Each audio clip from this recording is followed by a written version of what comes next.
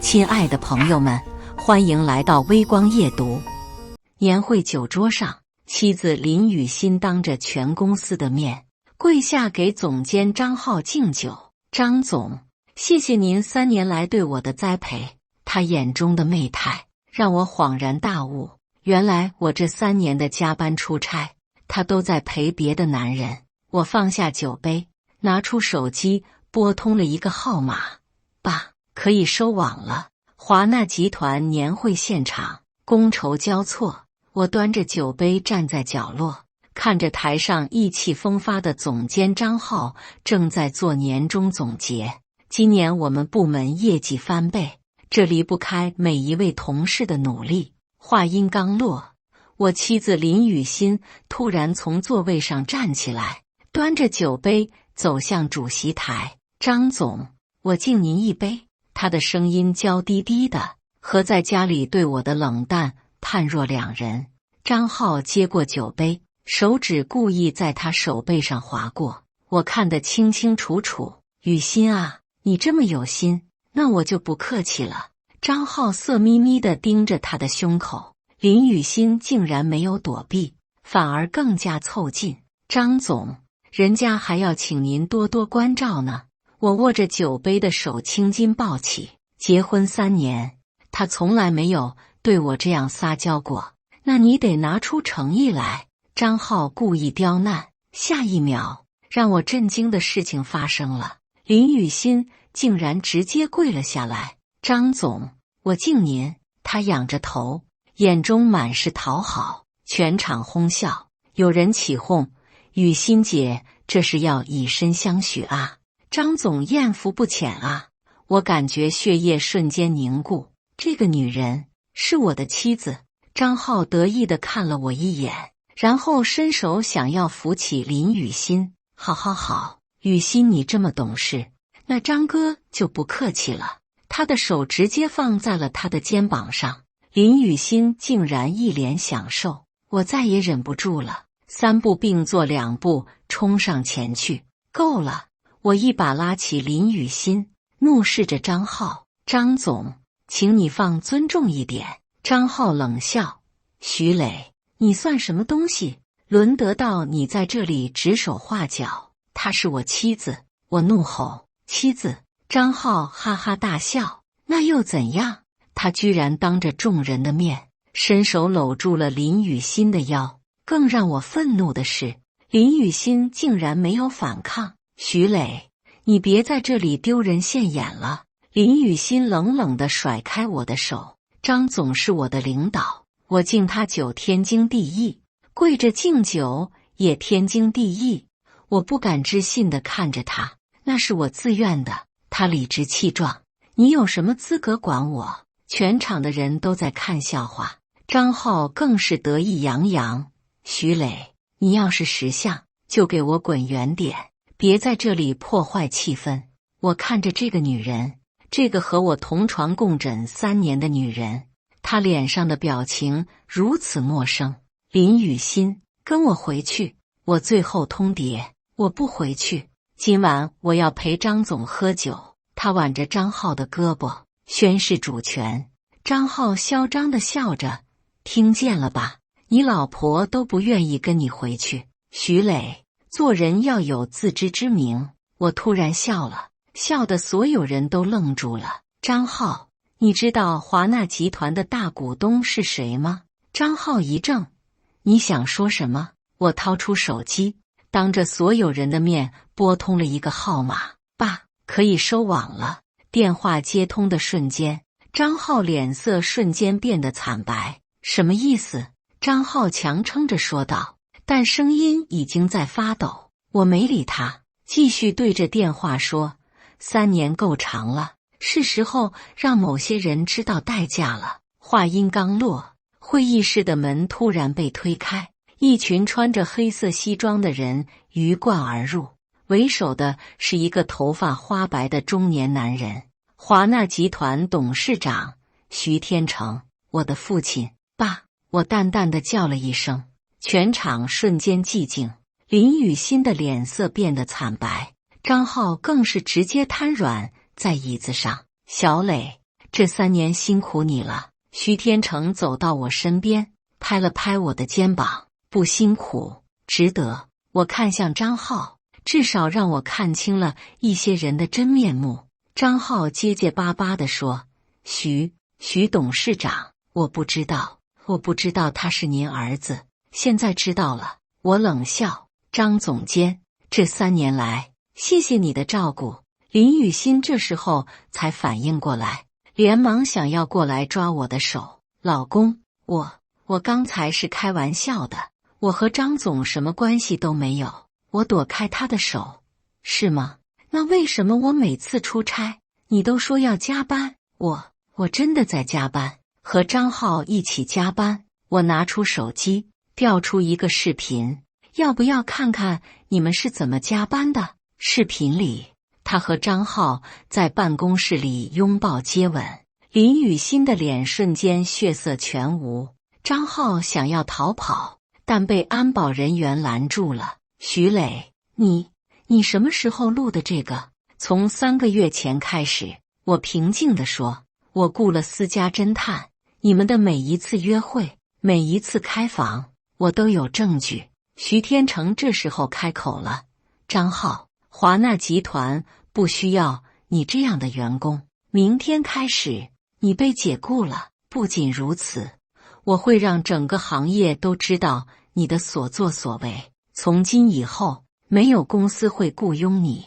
张浩彻底绝望了，跪在地上求饶：徐董事长，求您给我一个机会，我知道错了。机会？我冷笑：你给过我机会吗？我走到张浩面前，居高临下地看着他。3年前，是你把我调到外地分公司的吧？说是为了锻炼我，实际上是为了把我支开，好方便你勾引我妻子。张浩不敢说话。3年来，你故意给我安排最难的项目，最远的出差，就是为了让我没时间陪家人，而我妻子每次都恰好需要加班，需要你的指导。我的每一句话都像刀子一样刺在张浩心上。林雨欣突然跪了下来：老公，求你原谅我，是我鬼迷心窍，我以后再也不会了。原谅你。我看着这个女人，心中没有一丝波澜。林雨欣，如果我只是一个普通员工，你会原谅我吗？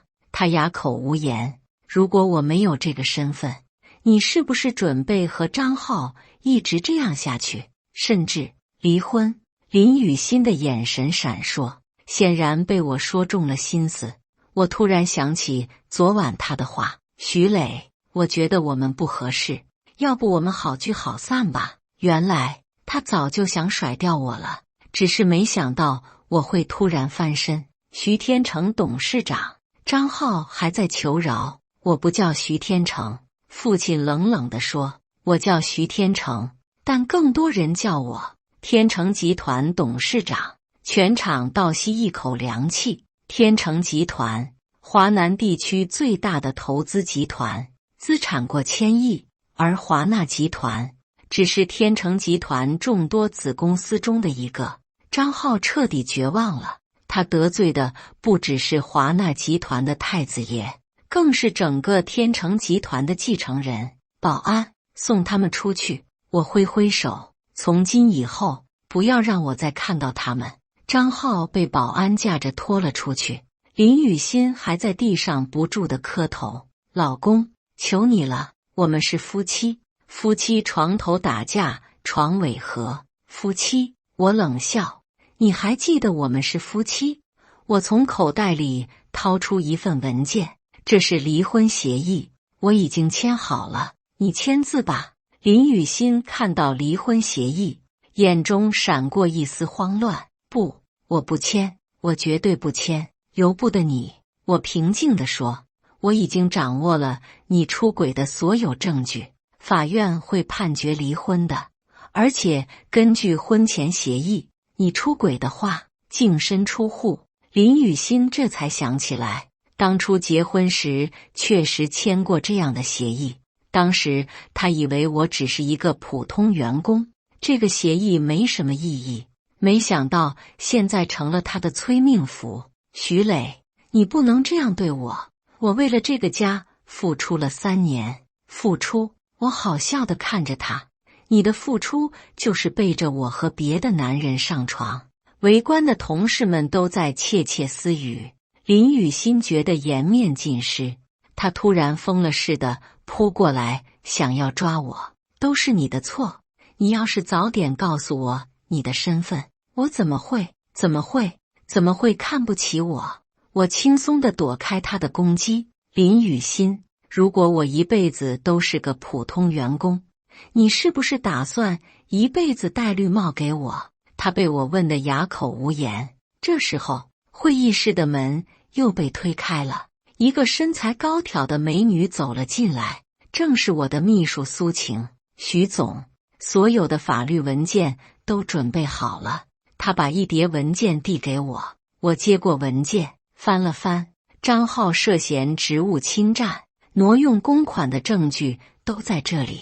林雨欣利用职务便利，泄露公司机密给竞争对手的证据也有了。林雨欣脸色刷得白了。你什么意思？3个月前，华纳集团的标书莫名其妙被泄露，导致我们败给了东方集团。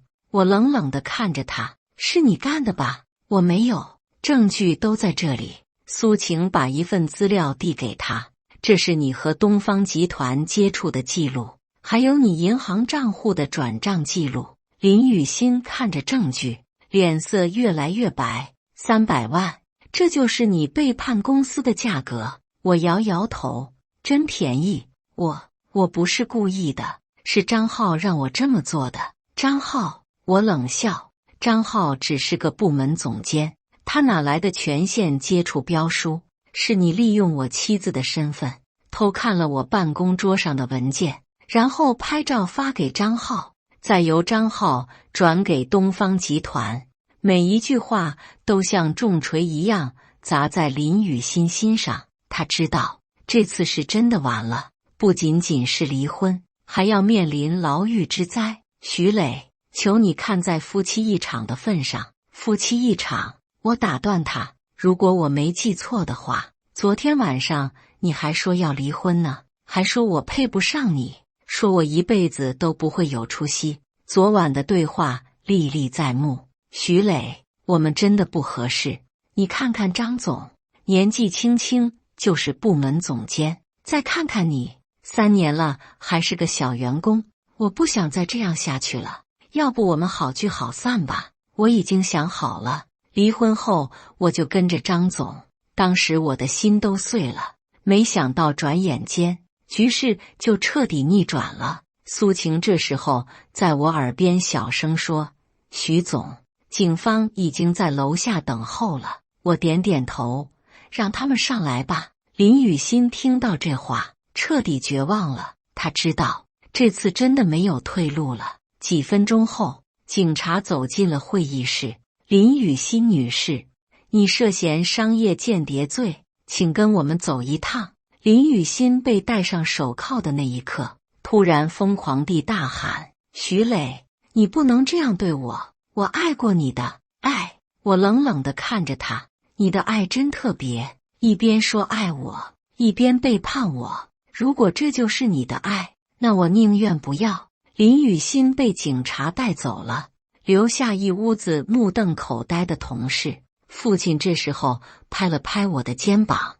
儿子，委屈你了。”不委屈。我摇摇头，至少让我看清了人心。苏晴走到我身边：“徐总，还有什么需要处理的吗？”我想了想，通知人事部，全公司加薪20%，算是年终奖。另外，明天开始，我会正式接管华纳集团。同事们听到这话，都露出了激动的表情。都是聪明人，他们知道跟对老板的重要性。散会后，我一个人站在落地窗前，看着楼下的车水马龙。3年的潜伏终于结束了，但是我的人生才刚刚开始。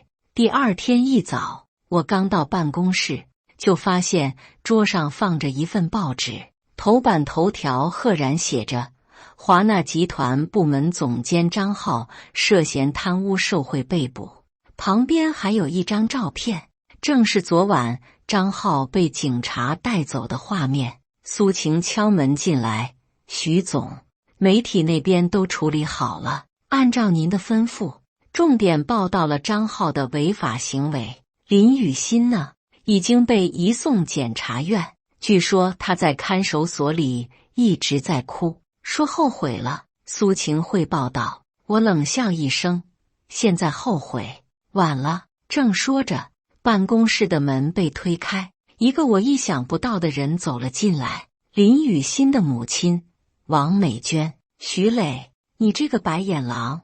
他一进门就开始破口大骂：“雨欣跟了你3年，你就是这么报答她的。”我平静地看着这个曾经瞧不起我的女人。3年前，她极力反对林雨欣嫁给我，说我没出息，配不上她女儿。后来看在彩礼的份上，才勉强同意。王阿姨，请注意你的言辞。我冷冷地说：“注意什么言辞？”王美娟叉着腰：“你现在发达了就翻脸不认人。当初要不是我女儿看上你，你能娶到这么好的老婆？好老婆？”我好笑地看着她：“您口中的好老婆，背着我和别的男人上床，还出卖公司机密，这就是您教出来的好女儿？”王美娟被我噎得说不出话来。再说，当初你们可是收了我50万彩礼的。我提醒她，按照法律，这些彩礼我都可以要回来。什么？王美娟脸色一变：“凭什么要回来？因为你女儿出轨，婚姻无效。”我拿出一份法律文件，这是律师的意见书，彩礼必须全额退还。王美娟看了看文件，手都开始发抖。50万对他们家来说可不是小数目，当初她就是看中了这笔彩礼，才同意这门婚事的。徐磊，你不能这样。他的语气软了下来。雨欣只是一时糊涂，他心里还是爱你的。爱我？我冷笑。他爱的是我的钱吧？如果我一直都是个穷员工，他还会爱我吗？王美娟哑口无言。这时候，苏晴又敲门进来：“徐总，林雨欣在看守所里要求见您。”不见。我断然拒绝，告诉他我们之间没什么好说的。她说她怀孕了。苏晴补充道。我愣了一下，然后大笑起来：“怀孕？”我看向王美娟：“你女儿还真是什么招都使得出来啊。”王美娟一听女儿怀孕了，立刻来了精神：“徐磊，雨欣怀了你的孩子，你不能不管她。”我的孩子？我摇摇头。王阿姨，您确定那是我的孩子吗？当然是你的，除了你，雨欣还能有谁？我从抽屉里拿出一份检查报告，这是我3个月前做的体检报告。我把报告放在他面前，上面写得很清楚，我患有严重的少精症，自然受孕的几率不到1/1000。王美娟看着报告，脸色瞬间变得惨白。如果她真的怀孕了，那孩子一定是张浩的。我冷冷地说，或者还有别的男人。这下连王美娟都说不出话来了。她知道女儿这次是真的玩火自焚了。我站起身，走到落地窗前。王阿姨，请您转告林雨欣，离婚协议我不会撤回，该承担的法律责任她一样都跑不了。至于肚子里的孩子，去找孩子的亲生父亲吧。王美娟知道求情无望，只能灰溜溜地离开了。我继续处理工作，但心情却没有想象中的轻松。毕竟是3年的婚姻，说彻底不在意是假的，但是有些错误是不能原谅的。背叛就是背叛，伤害就是伤害。如果我原谅了他，那就是对自己的不负责任。下午的时候，苏晴又来汇报：徐总，东方集团的老板想要见您。东方集团？我皱了皱眉，就是收买林雨欣的那家公司。是的，他们老板姓陈，叫陈志强，说是想要当面道歉。我想了想，让他来吧，我倒要看看他想说什么。1个小时后，陈志强出现在我的办公室里。这是个40多岁的中年男人，秃顶，大腹便便，一看就是那种为了赚钱不择手段的商人。徐总，久仰大名啊！他一进门就满脸堆笑，有话直说，我没有给他好脸色。是这样的，徐总，陈志强搓着手，关于林雨欣的事情，我们也是受害者啊。受害者？我冷笑，给他300万收买机密，你们是受害者？不，徐总您误会了。陈志强连忙解释，那300万不是给他的，是给张浩的。我愣了一下，什么意思？张浩才是我们的内应。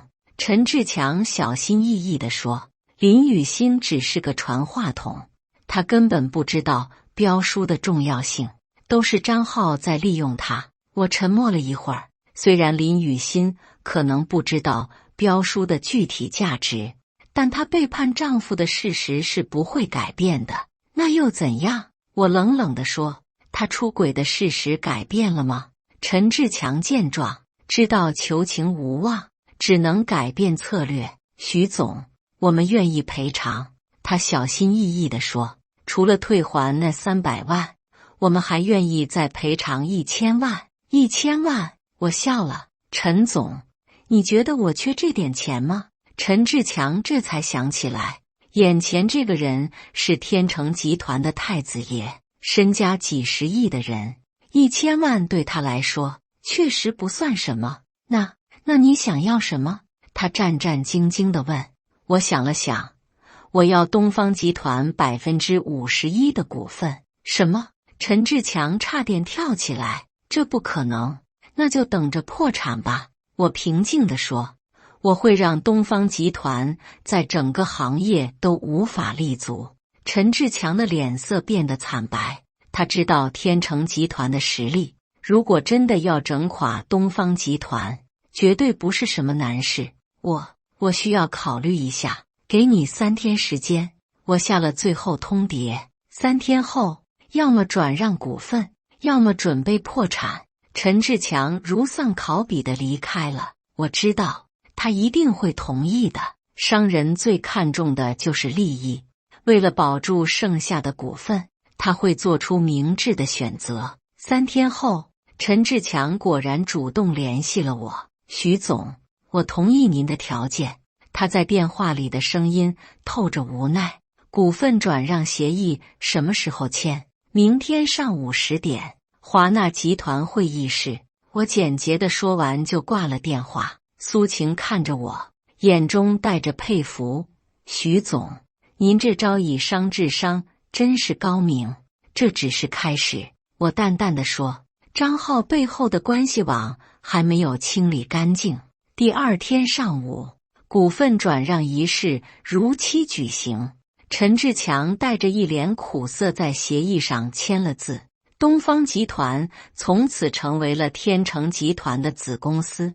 就在协议签署完毕的时候，我的手机响了，是一个陌生号码。喂，徐磊，是我。电话里传来林雨欣哽咽的声音。我皱了皱眉，你怎么打电话出来的？我托管叫干部借的电话。他的声音很虚弱。徐磊，我真的知道错了，你能不能来看看我？没什么好看的。我冷漠地回答，该说的话昨天我都已经说过了。可是我真的怀孕了。他哭着说，医生说已经3个月了。我沉默了一会儿，那又怎样？去找孩子的父亲吧，孩子就是你的。他声嘶力竭地喊道，除了你，我没有和别人。林雨欣，我打断他，我已经说过了，我有少精症，这个孩子不可能是我的。你在撒谎。他的声音越来越小。我没必要撒谎。我淡淡地说， DNA 检测会证明一切。不可能。他喃喃自语，那孩子是谁的？我没有回答，直接挂断了电话。苏晴看着我，徐总，需要我去安排 DNA 检测吗？不用了，我摇摇头，让他自己想清楚吧。下午的时候，我接到了一个意外的电话，居然是张浩。徐磊，我知道你恨我。张浩的声音很疲惫，但是我想告诉你一个真相。什么真相？林雨欣肚子里的孩子可能不是我的。他停顿了一下，他还和别人有关系。我愣了一下，什么意思？陈志强，东方集团的老板。张浩苦笑，他不仅仅是被我们利用，他还主动勾引陈志强。为了什么？为了钱。张浩的声音充满了讽刺。陈志强答应给他500万，只要他能搞到更多的机密信息。我突然明白了什么。林雨欣不仅仅是被动的受害者，她还是主动的参与者。她同时和张浩、陈志强保持着不正当关系，就是为了获得更多的利益。徐磊，我知道说这些已经没意义了。张浩继续说，但是我想告诉你，你娶了一个什么样的女人？她根本不爱你，她爱的只是钱。我没有说话，直接挂断了电话。虽然我已经对林雨欣彻底失望，但听到这些话，心里还是有种说不出的感觉。3年的婚姻，原来完全是一场骗局。从一开始，他就没有真心爱过我。苏晴看出了我的心情不好，小心翼翼地问：徐总，要不要早点下班休息？不用，我振作精神，还有工作要处理。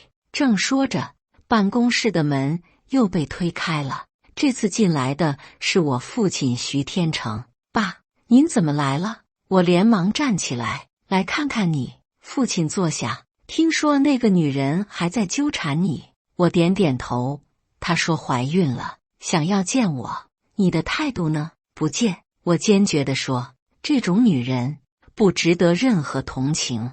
父亲满意地点点头，这就对了。做生意如做人，心慈手软成不了大事。不过他话锋一转，我倒是有个想法。什么想法？既然他这么想见你，那就见见吧。父亲眼中闪过一丝冷意，让他彻底死心。我明白父亲的意思了，与其让林雨欣一直抱着幻想，不如彻底断绝他的念想。我安排一下，不用你去看守所。父亲摆摆手，让他出来。出来。我愣了一下，他不是还在审理期吗？保释。父亲淡淡地说，我有办法。我明白了，父亲是想让林雨欣出来，然后当面羞辱她，这样比她在监狱里受苦更加痛苦。毕竟绝望比痛苦更难受。我知道了，爸。还有，父亲站起身，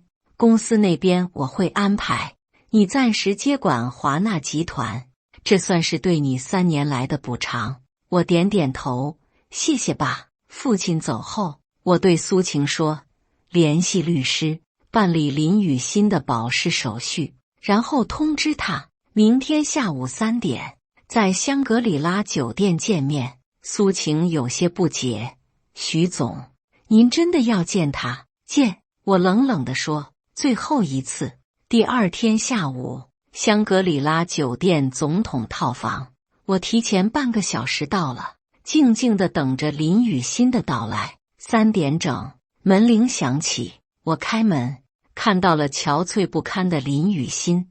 短短几天的看守所生活，让她看起来苍老了好几岁，头发乱糟糟的，脸色蜡黄，眼睛红肿。徐磊，他看到我的瞬间，眼泪就流了下来。进来吧。我让开身体，他战战兢兢地走进房间，像个做错事的孩子。坐吧。我指了指沙发，他小心翼翼地坐下，不断地偷看我的脸色。说吧，找我什么事？我直接开门见山。我想回家。他哭着说，徐磊，我真的知道错了，你原谅我这一次好不好？回家。我冷笑，哪个家？我们的家啊。他急切地说，我保证以后再也不会背叛你了，我会做个好妻子的。林雨欣，你觉得可能吗？我平静地看着他，你和张浩的事情，全公司都知道了，还有陈志强。我停顿了一下，你以为我不知道吗？林雨欣的脸瞬间变得惨白。你都知道了，500万，为了这个数字，你连陈志强那种老头子都不放过。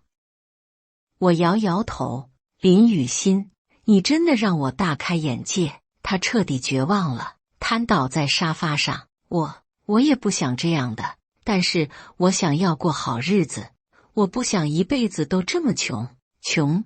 我好笑地看着他，我给你的生活费不够吗？每个月5万，这在普通人眼里已经很多了。可是你不告诉我你的真实身份。他突然激动起来，如果我知道你是天成集团的太子爷，我怎么可能去找别的男人？这就是你的理由？我冷冷地看着他，因为我没有告诉你我的身份，所以你就有理由背叛我。我不是这个意思。他连忙解释，我是说，如果我知道的话，如果你知道的话，你就会做个好妻子。我打断他，那如果我一辈子都是个普通员工呢？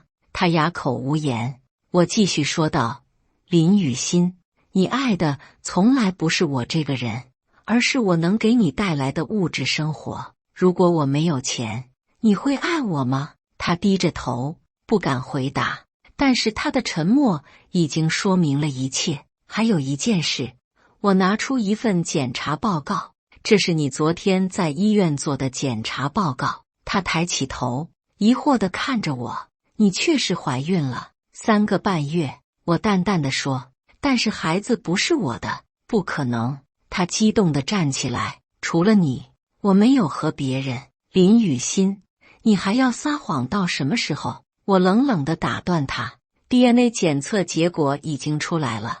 我拿出另一份报告，这是胎儿的 DNA 检测报告，孩子的父亲是陈志强。林雨欣看着报告，整个人都僵住了。怎么可能？他喃喃自语，我们只有那么几次就够了。我冷漠地说，恭喜你，要给陈志强生孩子了。他突然崩溃了，跪在地上痛哭。徐磊，我真的知道错了，求你原谅我这一次。我可以打掉孩子，我可以重新开始。我摇摇头。林雨欣，有些事情是没有重新开始的机会的。你背叛了我，出卖了公司，甚至还怀了别人的孩子。你觉得我还有可能原谅你吗？他哭得更加凶了。那我该怎么办？我真的不知道该怎么办了。去找陈志强吧。我冷冷地说，既然孩子是他的，他有责任养你们。可是陈志强已经结婚了，他老婆不会接受我的，那就是你的问题了。我站起身，我们的关系到此为止。不要！他抱住我的腿，徐磊，求你了，我真的无路可走了。当初你选择背叛我的时候，就应该想到今天的后果。我挣脱他的纠缠，自作自受，怨不得别人。我走向门口，准备离开。徐磊，他在身后大喊，你不能这样对我，我为你付出了3年。付出？我回过头，你的付出就是背着我和别的男人上床，就是出卖公司机密，就是怀了别人的孩子。他被我问得哑口无言。林雨欣，从今以后，我们再也不会有任何交集。我冷冷地说，你好自为之吧。我头也不回地走出了房间，身后传来他歇斯底里的哭声，但我的心中没有一丝波澜。有些人，有些事，一旦错过了，就再也回不去了。背叛的代价，就是永远失去被原谅的机会。1个月后，我正在办公室处理文件，苏晴敲门进来，徐总，有您的邮件。他把一个邮件打印件放在我桌上，我看了一眼，是法院的离婚判决书。林雨欣与我的婚姻关系正式解除。他净身出户。还有这个，苏晴又递给我一份报纸，关于林雨欣的后续报道。我接过报纸，头条新闻写着：商业间谍案女主角生活潦倒，独自承担养育责任。报道详细描述了林雨欣现在的处境。陈志强拒绝承认孩子，他老婆闹到要离婚，最后陈志强选择了抛弃林雨欣。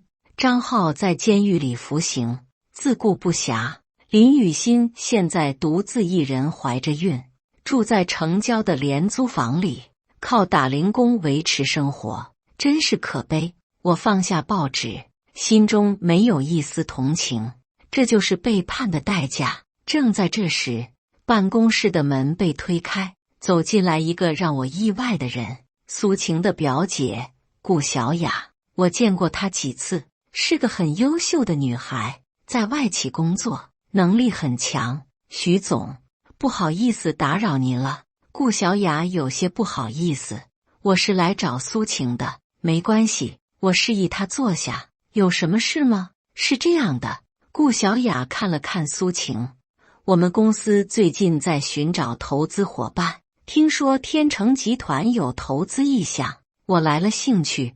什么项目？新能源汽车。顾小雅拿出一份计划书，我们已经有了核心技术，就是缺少资金支持。我接过计划书，仔细看了看，确实是个不错的项目，市场前景很好，这个项目我有兴趣。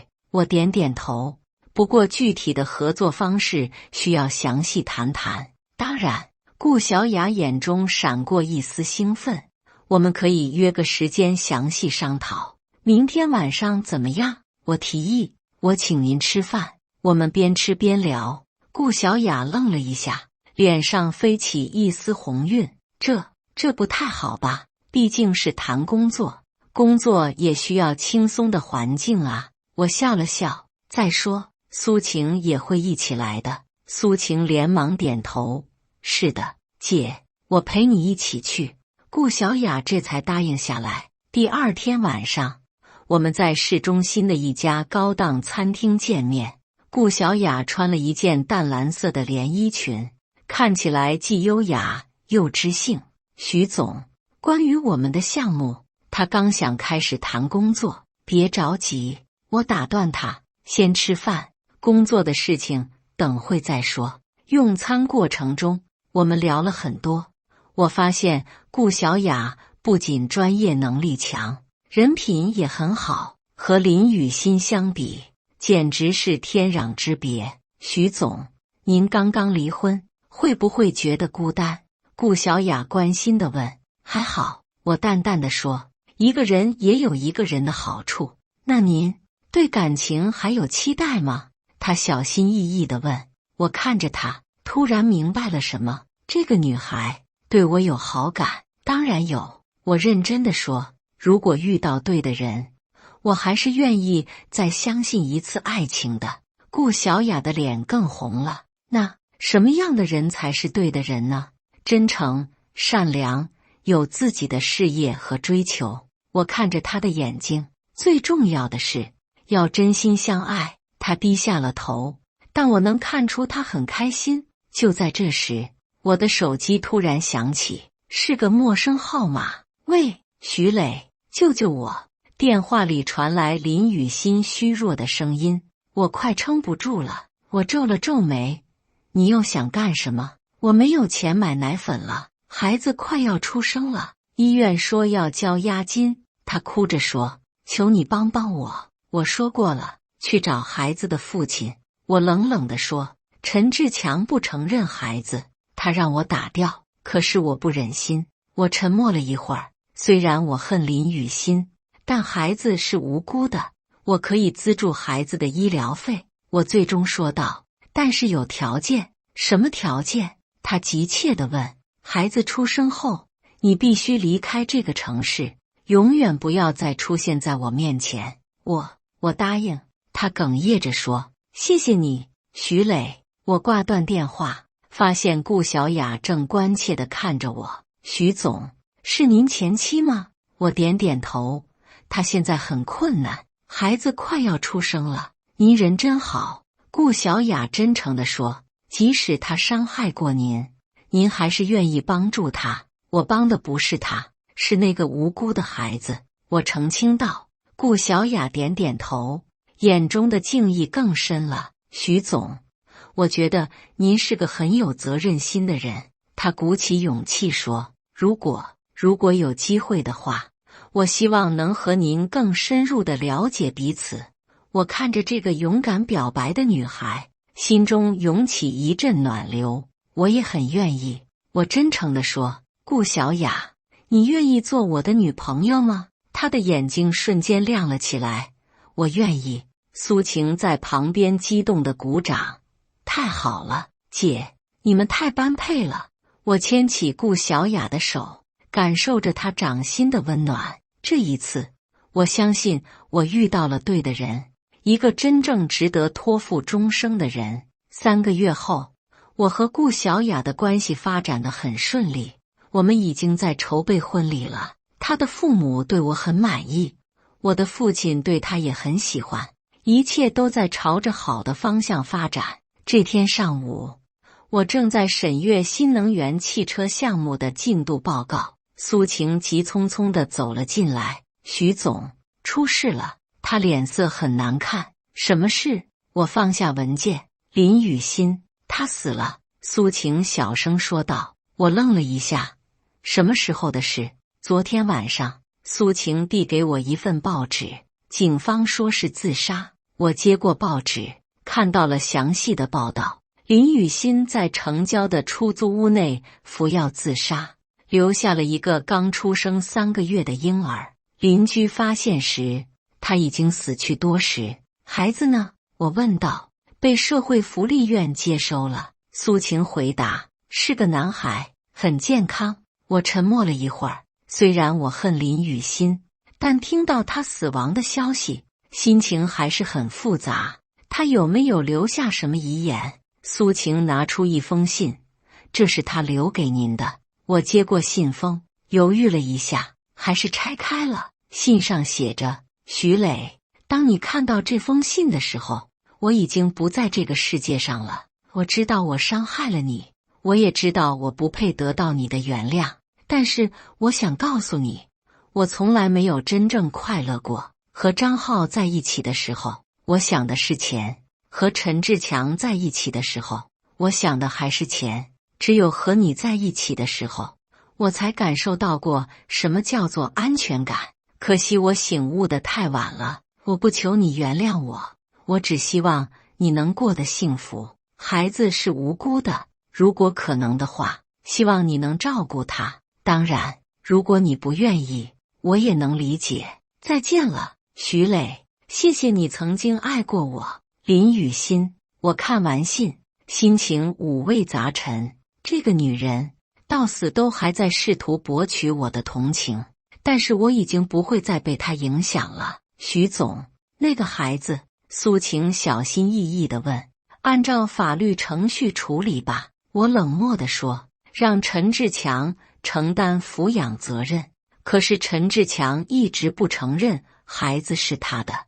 那就让 DNA 检测结果说话。我坚决地说，这件事交给律师处理，我不是圣人。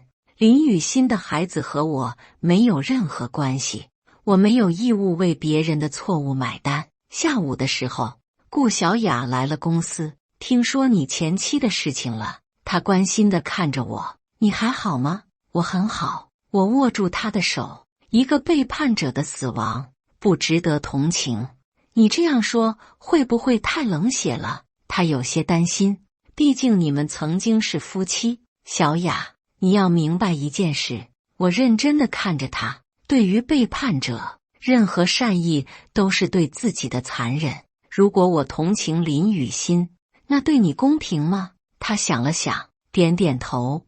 你说的对，我不应该圣母心，这样才是我的好女孩。我吻了吻她的额头。正在这时，我的手机响了，是陈志强。徐总，关于那个孩子的事情。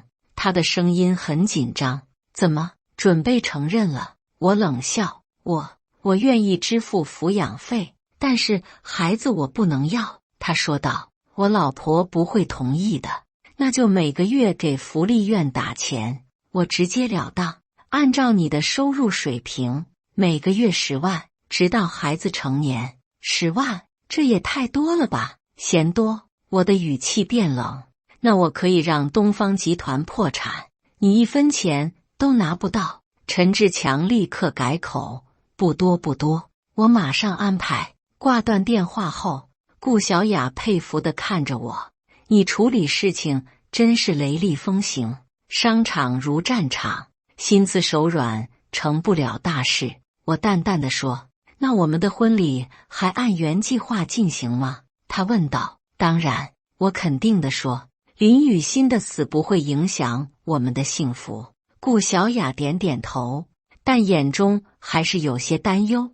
我知道她在想什么，她担心我还没有完全从上一段感情中走出来。小雅，我向你保证，我握住她的手，我对林雨欣已经没有任何感情了，无论是爱还是恨，都已经结束了。我现在心里只有你。她的眼中重新燃起了光芒。我相信你。1个月后，我们的婚礼如期举行。在豪华的婚礼现场，我看着身穿白纱的顾小雅，心中充满了幸福。这一次，我找到了真正的爱情，一个不会背叛我，不会为了金钱出卖我的女人。当牧师问我是否愿意娶顾小雅为妻时，我毫不犹豫地说，我愿意。婚后1年，我和顾小雅的生活很幸福，她不仅是个好妻子，还是个出色的商业伙伴。新能源汽车项目在她的主导下发展得很成功，已经成为天成集团的重要支柱产业。这天，我正在家里陪顾小雅看电视，苏晴突然打来电话，徐总，有个情况需要向您汇报。她的声音有些严肃。什么事？关于林雨欣的孩子，福利院来电话了。我皱了皱眉，不是陈志强在支付抚养费吗？是的，但是福利院说那个孩子很特别。什么意思？孩子表现出了超长的智力，才2岁就能说完整的句子，还会简单的算术。苏晴解释道，福利院希望找到有能力的家庭收养他。我沉默了一下，虽然我对林雨欣没有感情了，但一个天才儿童确实值得关注。还有其他情况吗？孩子的身体有些问题，需要做心脏手术。苏晴继续说道，手术费大概需要100万。陈志强呢？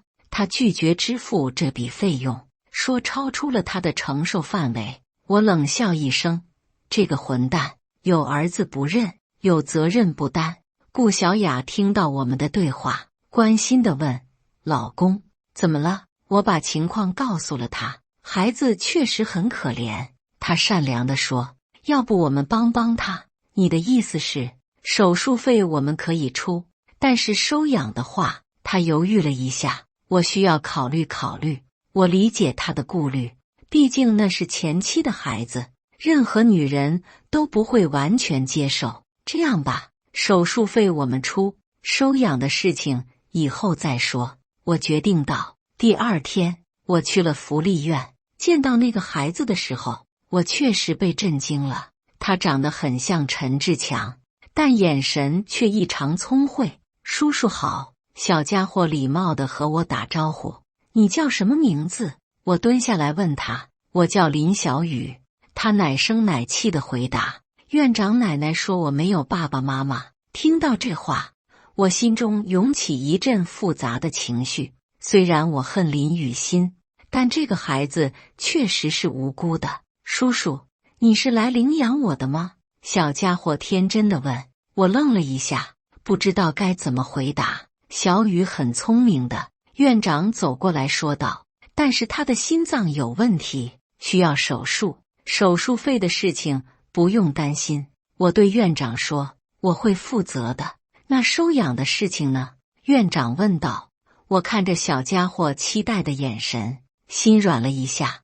我需要和家里人商量一下。回到家里，我把今天的情况告诉了顾小雅。孩子确实很可爱，她看着我拍的照片说道。但是我知道你的顾虑。我握住她的手，这件事不勉强，不是我不善良。她有些愧疚地说，我只是担心你会因为孩子想起林雨欣。不会的，我肯定地说，我对林雨欣已经没有任何感情了。如果我们收养这个孩子，纯粹是因为他需要帮助，和林雨欣无关。顾小雅考虑了一下，那我们先帮他治病，收养的事情以后再说。1个星期后，林小雨的心脏手术很成功。我去医院看他的时候，他正在病床上玩积木。叔叔，他看到我很开心。你来看我了，身体感觉怎么样？我关心地问。好多了，他拍拍胸口。医生说我的心脏修好了。看着他天真的笑容，我突然做了一个决定。小雨，你愿意跟叔叔回家吗？真的吗？他兴奋地跳起来。我可以有爸爸妈妈了吗？是的，我抱起他。从今以后，你就是我的儿子。回到家里，顾小雅看到我抱着林小雨，愣了一下。老公，我已经决定了。我坚定地说，我们收养他。顾小雅看着小家伙，心软了。你好，我是顾阿姨。她温柔地和林小雨打招呼。顾妈妈。小家伙奶声奶气地叫道。听到这声妈妈，顾小雅的眼中闪过一丝感动。好孩子。她抱起林小雨，以后这里就是你的家。从那天起，我们家就多了一个小成员。林小雨很聪明，也很懂事，很快就适应了新的生活，而且他的存在让我们的婚姻更加完整。5年后，林小雨已经7岁了，是个非常优秀的孩子。他不仅学习成绩优异，还会弹钢琴、画画，是个全面发展的小天才。顾小雅把他当作自己的亲生儿子一样疼爱，他也从来没有问过自己的身世。在他心中，我们就是他的亲生父母。这天晚上，一家3口正在吃晚饭。林小雨突然说，爸爸，我今天在学校听同学说，我长得不像你和妈妈。我和顾小雅对视了一眼，我们一直在等这一天，知道总有一天要告诉他真相。小雨，你想知道真相吗？我温柔地问。他点点头。我想知道，你确实不是我们的亲生儿子。我诚实地说，你的亲生妈妈在你很小的时候就去世了。那我的亲生爸爸呢？他问道。他是个不负责任的人，不愿意承担抚养责任。顾小雅回答。林小雨沉默了一会儿，然后说，那我更庆幸遇到了你们。为什么？我好奇地问。因为亲生的父母不一定是最好的父母。他认真地说，你们是真心爱我的，这比血缘关系更重要。听到这话，我和顾小雅都很感动。小雨，无论发生什么，你都是我们的儿子。我抱住他。我知道。他在我怀里说道，我永远不会离开你们的。就在这时，我的手机响了，是个陌生号码。喂，请问是徐磊先生吗？电话里传来一个女人的声音。是的，你是？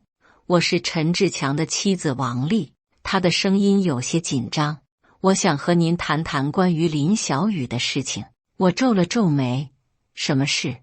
陈志强出车祸了，现在在 ICU 抢救。他哭着说，医生说可能撑不过今晚。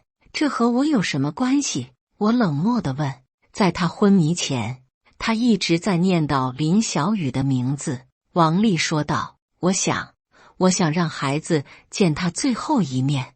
我看了看正在吃饭的林小雨，心中有些犹豫。孩子现在很幸福，我不想打扰他的生活。我拒绝道，求你了。王丽哭得更厉害了。就让他见一面吧，就一面。我看向顾小雅，她点了点头。小雨，想不想见见你的亲生父亲？我问道。林小雨想了想，他想见我吗？想，那我就去见见吧。他懂事地说，但是我不会改变主意的，你们才是我真正的父母。1个小时后，我们来到了医院。陈志强躺在病床上，插着各种管子，看起来很虚弱。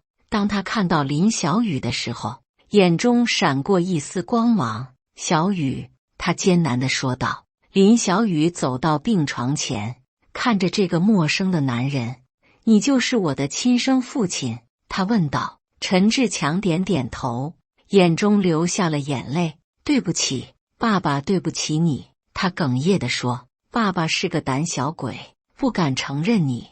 林小雨沉默了一会儿，然后说，我原谅你，但是我不会叫你爸爸，因为我已经有爸爸了。陈志强苦笑了一下，我知道，徐先生比我更适合做你的父亲，你要好好学习，长大了要孝顺你的养父母。我会的。林小雨点点头。陈志强看向我，徐先生，谢谢你，谢谢你给了小雨一个完整的家庭。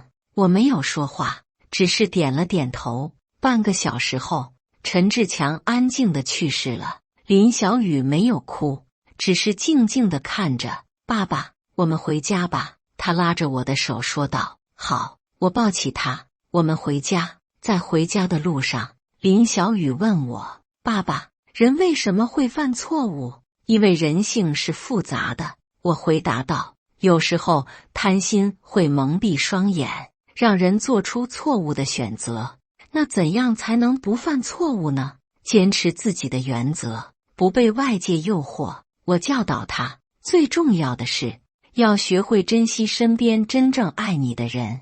我明白了。他点点头，我会好好珍惜这个家的。回到家里，顾小雅已经准备好了宵夜。怎么样？他关心地问。很平静，我说道。小雨表现得很好。那就好。他松了一口气。感谢大家的观看。本期故事精彩吗？欢迎大家在下方评论区吐槽。如果你喜欢这类故事，记得点击订阅微光夜读，并分享给更多的人，这会对我帮助很大。